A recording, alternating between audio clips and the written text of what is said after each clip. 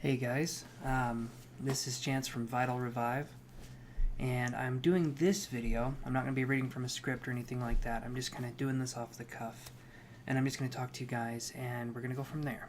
Okay, so I originally said that this channel was going to be a channel where we talk about developing as a medium or as a psychic, and so I'm going to share some of those stories with you. Okay, so, some cheese. No.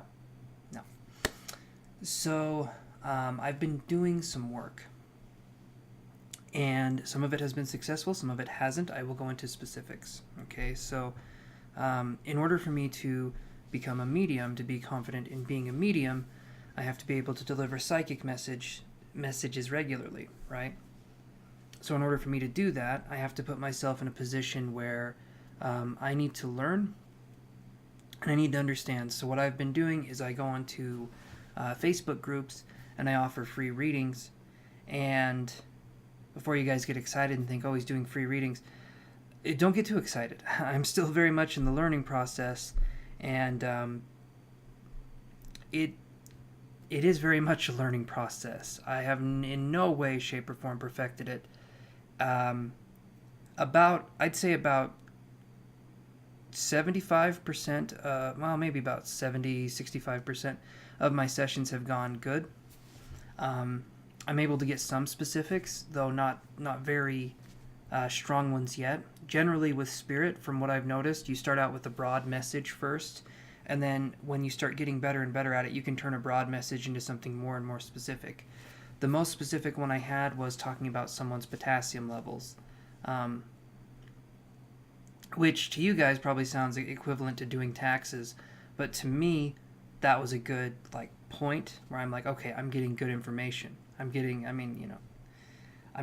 really specific information, and information that made sense to them right away because they just had a blood test done either that day or a day ago, and it came back that their potassium levels were low and they needed to fix that. So that was something where you can kind of see what's going on. The difference being, though, is this with psychic and mediumship messages. If I'm doing a mediumship message, let's start over. If I'm doing a psychic message, I'm kind of reading the aura around you, right? So, for instance, if you did a reading for me, you would see what I'm feeling. You would see what I'm thinking. If the thoughts are strong enough, you would see basically the essence of me. That's what a psychic reading is. You're reading the person. Okay, and sometimes you can get information from future aspects, and sometimes you can get, you can look into the past of the person, even past lives, depending on where your expertise lies, right? But with mediumship, it's different. With mediumship, you're focusing on contacting a loved one that has passed on, and you're trying to show evidence for that to the person. So that would look like, Great Aunt Margie who passed on. My job is to share memories the person had with Great Aunt Margie, okay? And the memories can be anything. That's why mediumship is interesting, is because you're not going to filter yourself. For instance, I've told you about my fart story that I had. Not that I farted, but that I smelled a fart, and that was a validation from spirit to someone I did a mediumship reading for. Again, that was a free reading, but I almost didn't share that information because to me it was embarrassing. This person's son had passed away, and for me to be like, oh yeah, and your son who has passed on had just farted, okay? But he was a jokester, and that was his way of verifying himself, okay? That was his way of saying, I'm here, it's me, right? And so the validation is kind of the crucial part of mediumship. Without the validation, the rest of the session kind of goes to, kind of kaputs out, because you want to have something where the person's like, okay, now I know it's them. Now I can trust the message implicitly, and I know what's going on. Okay, so that's kind of what, to me, well, not to me, that is the difference in mediumship and psychic readings. So when you're looking at the validating force, that's where you're coming from, okay? So what I've been doing is I'm doing psychic readings, and that makes it so that my validation, my sense of validation, The level's a lot lower, but I still need to be giving a clear message. I still need to be doing something where the person can relate to the information I'm giving them. If I'm not being accurate, if I'm not being at least somewhat correct in some things, that makes it hard for the person to relate to what I'm saying, okay? So there could be some excellent advice there, but when we're doing a psychic reading, we're not giving advice, we're giving a reading, okay? So we have to come from the third eye. We have to come from here because advice is different. Advice is bias, in my opinion. Advice is having your experience and then telling them from a similar experience, maybe something you've had, or maybe how you would handle a certain situation if you were in it from the experiences you've had in your life, even if you haven't experienced it yourself. That's advice, okay? When we're talking about reading, when we're talking about psychic reading, we have to look at the finer details, so to speak. So it's not a like wham bam done kind of a thing. It takes time to build up this. And so I've done about 20 readings, okay? And I've been doing them with some lovely people, okay? And these are great people. But I've had some hits and I've had some misses. And the important thing to realize is when someone says no, it doesn't resonate, you can't take that to heart. You can't say, well, that's it, I'm done, okay? Because the no's are where you learn. Maybe you didn't feel connected, okay? Maybe you can understand what that feels like. Maybe there's varying degrees of how you connect with people, and sometimes you'll feel it very, very strongly. Generally, those are the readings that'll go right. And then sometimes you won't feel it that strongly at all, and generally those are the readings where we're kind of reaching for something, where we're trying to grasp onto something that may or may not be there. It doesn't mean that we suck at doing this. It doesn't mean that we're failing. It means that we are learning, just like with anything else. If you were learning how to draw and you couldn't draw a perfect circle your first day, I don't think you'd be too upset. You need to understand how to draw. You need to understand that we need to calm our hands down. We need to focus on that kind of energy here. I'm going to change the lighting. There we go. But ultimately, what we're focusing on is we're trying to harness a level of innate understanding. We're trying to harness that intuition, okay? And we're trying to understand what that feels like. So that's why I talk about the path of authenticity being the path to follow, even though it can sometimes be the hardest path. But that definitely is the start of psychic ability. That's definitely where we really start to understand where we go from there.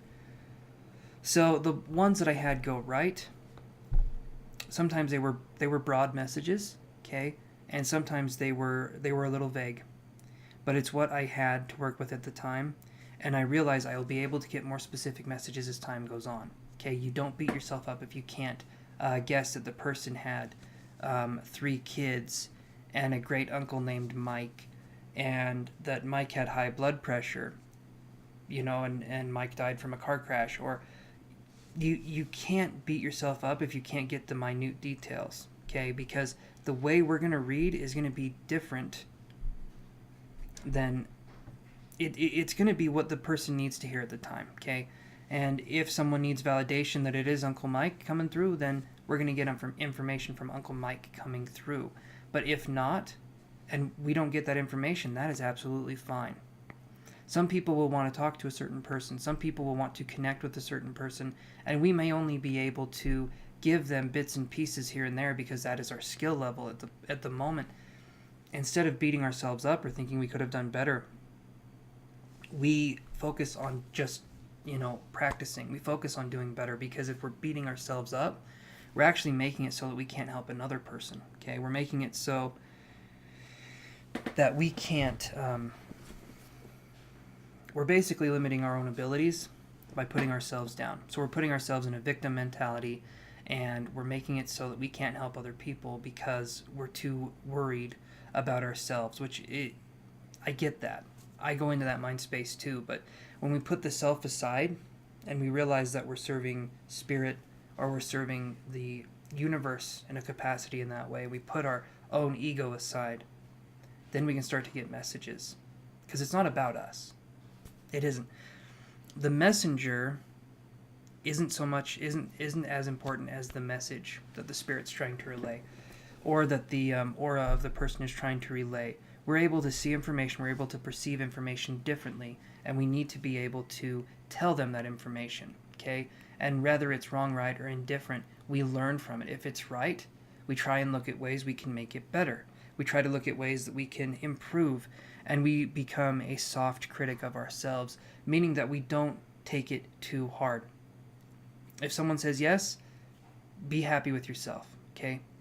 If someone says no, don't be angry at yourself. Learn from it. Learn what that means. And go from there. And then the other thing is sometimes you'll say something to someone, they won't get it in the moment, but later on they will. And that's the important part of this. You have to understand that sometimes it's later on they'll be like, oh yeah, that makes sense because of blah, blah, blah. So if you leave someone with something and it doesn't resonate with them right away, just know that it could resonate in the future. And if it doesn't resonate in the future, that's okay too, because your worth and your validation does not depend on how you read people, okay? Your worth and validation is worth so much more. This is a service we're providing. This is a way of growing that we're doing for our soul, and that's how we have to view it, okay? We can't measure our success by looking at how a world-class medium does it, okay? And we can't compare our worst days with someone's best day or any of that, because it's not about comparing. Being a medium, or a psychic, there can't be any ego involved there. There has to be a sense of like, I'm doing this for the greater good, and you have to realize that it's not about how well you do. It's about how the person understands what you're saying and how it affects them and how they can take that with them and how they can learn and grow with that message. All right, you guys, that's it from me. I hope you guys have an amazing day. I love you guys. I will talk to you guys later. Take care.